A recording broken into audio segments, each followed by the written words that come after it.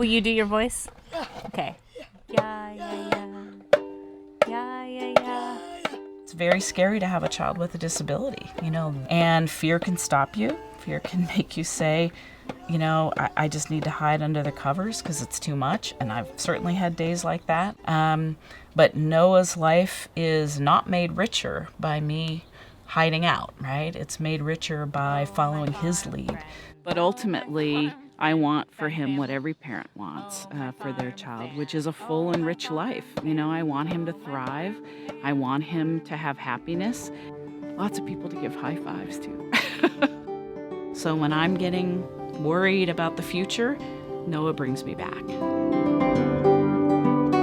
We're a partnership of families building a pocket neighborhood that'll be integrated with people with and without disabilities, where our kids can age in place. We are building 9 houses and a visitor's studio apartment in Santa Cruz, California. And all of this is next to a working 4-acre farm. My son Dylan will be a resident here.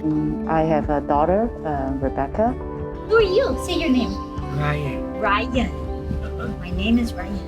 This is our daughter, Angela. This is my daughter, Claire. Hey, I'm Hannah. I thought he's got a special needs trust. He had some resources that would be in the trust. He had a house. I think I was just going down that path.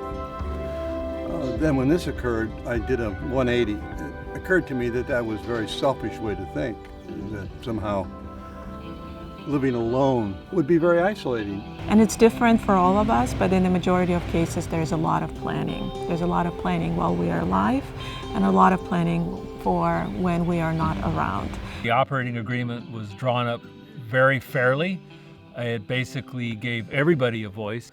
It was we, as the founding members and any new members that come on board, we're all equal voting partners in this endeavor and make the decisions together. Coastal Haven Families for me means that I have a settled heart, knowing that Noah is going to have an opportunity to live his best life, his fullest life, even when I'm gone. And that's what matters the most to me as a parent, that he have every opportunity to live a full life. I want that for both of my children. Very nice. The only thing I would add to that is that both Pauline and I felt very strongly that even though Ryan has 2 brothers, we did not feel that was, a responsibility we wanted them to feel obligated to take on.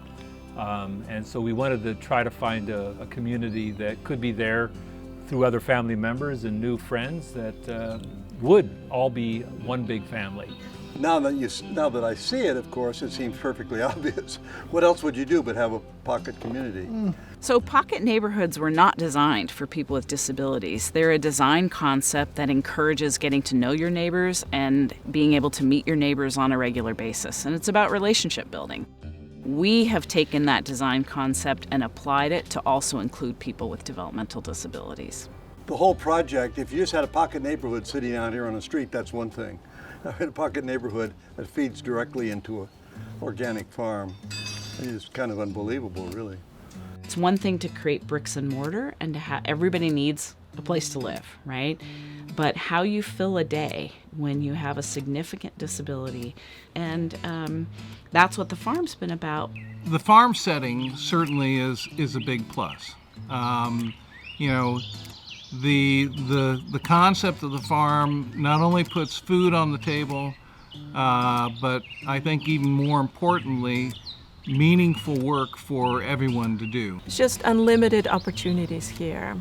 And then if you're tired, you can just go for a walk and exercise. That's also an opportunity and a meaningful opportunity for some of our kids. Hannah loves being here. She loves talking to people, right? She loves the animals. And I think nature is a good living and good environment for any human being. So yeah, it's absolutely unbelievable the way it's developed and the way it's drawn me and Jake into community. I think we're all driven by the goal of creating the best environment we can for our child. I think that's the underlying commonality. I'm living with friends and living near the strawberries, and with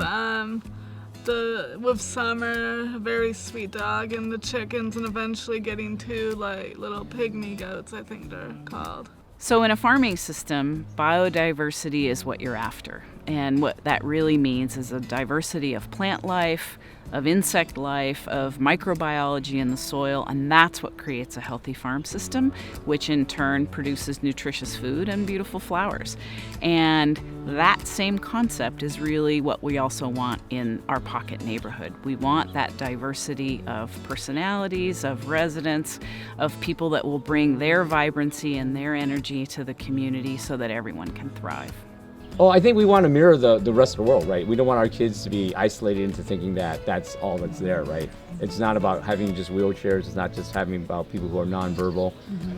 It's really about being a part of we should reflect the greater community. In addition to being a great place for Hannah, there's a lot of support, you know, with the parents and those friendships that are so important for us to develop and share, you know, our experiences, our ups and downs, and you know, navigating all the various things that we have to navigate for our kids. Most of the families became our friends because I think we have a lot in common. We don't have to explain things, and just the whole attitude is a little bit different because we are kind of all in the same position, in the same place. We don't explicitly talk about it, but I think without talking it, we know. The project itself, I think one of the things that was exciting for us was that there were like other people who were willing to put in the work to make it happen. The commonality is that we're all willing to connect with each other and understand that we're like kind of an extended family now. You've kind of married into these other families that are going to help watch your kids. And I think everyone has that sense that that's what we want to build. She will be part of what we think will be, you know, an extended family when we're gone, maybe just on a trip, or when we're gone on that final trip. Oh, goodness.